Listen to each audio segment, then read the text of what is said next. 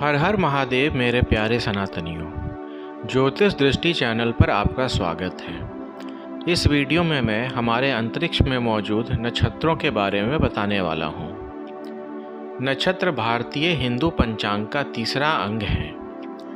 नक्षत्रतिथि नक्षत्राणी अर्थात जिनका क्षरण नहीं होता वे नक्षत्र होते हैं। नक्षत्र सदैव अपने निश्चित स्थानों पर ही रहते हैं, जबकि ग्रह नक्षत्रों पर भ्रमण करते रहते हैं। चंद्रमा लगभग 27 से 28 दिनों में पृथ्वी के चारों ओर की परिक्रमा करता है और इस दौरान वो इन्हीं नक्षत्रों से गुजरता है। इसलिए नक्षत्रों को चंद्रमा की यात्रा के आधार पर विभाजित समूह माना गया है। वैदिक ज्योतिष में नक्षत्रों का विशेष महत्व है।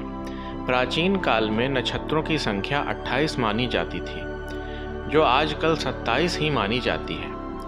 मुहूर्त ज्योतिष में अभिजीत मुहूर्त को भी नक्षत्रों की संख्या में शामिल करने से 28 नक्षत्रों की गणना प्राप्त होती है। अथर्ववेद में 28 नक्षत्रों का उल्लेख कुछ इस प्रकार है। चित्राणी साकम दिवि रोचनानी सरीसृपाणी भुवने जवानी तुमिसम सुमति मिच्छमानो आहानी गिरभि सर्पयामी नाकम।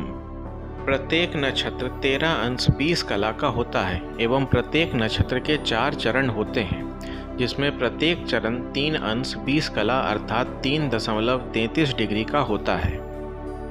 परंतु इन नक्षत्रों पर चंद्रमा के भ्रमण की अवधि बराबर नहीं होती।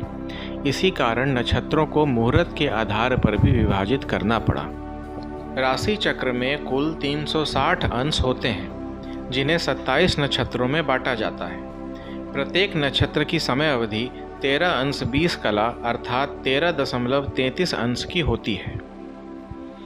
पंचांग में जिस नक्षत्र में जिस दिन चंद्रमा जहाँ स्थित होते हैं, उसी दिन का भोग काल लिखा जाता है और वही दिन नक्षत्र होता है।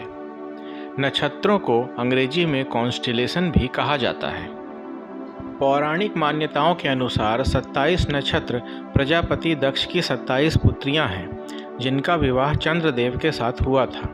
अतः ये 27 नक्षत्र चंद्रदेव की 27 पत्नियां मानी गई हैं।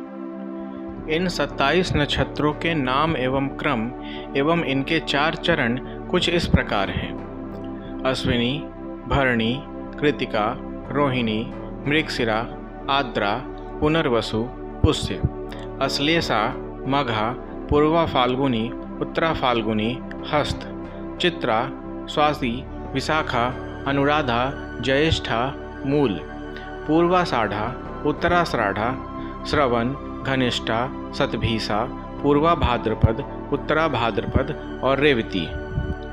नक्षत्रों का 2 प्रकार से वर्गीकरण किया गया है।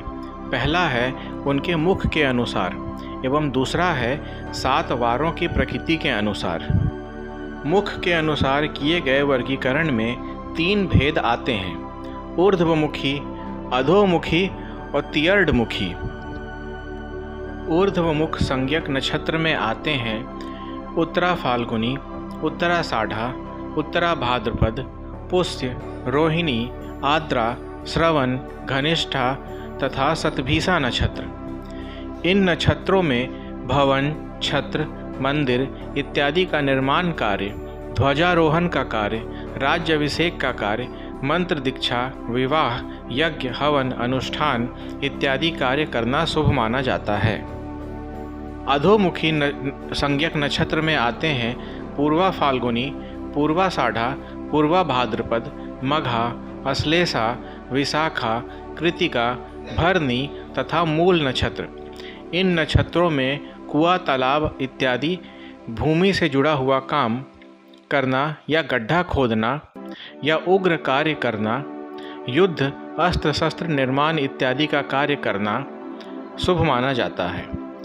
तियर्डमुखी संज्ञक नक्षत्र में आते हैं रेवती, अश्विनी, ज्येष्ठा, अनुराधा, मृगशिरा, पुनर्वसु, हस्त, चित्रा एवं स्वाति नक्षत्र।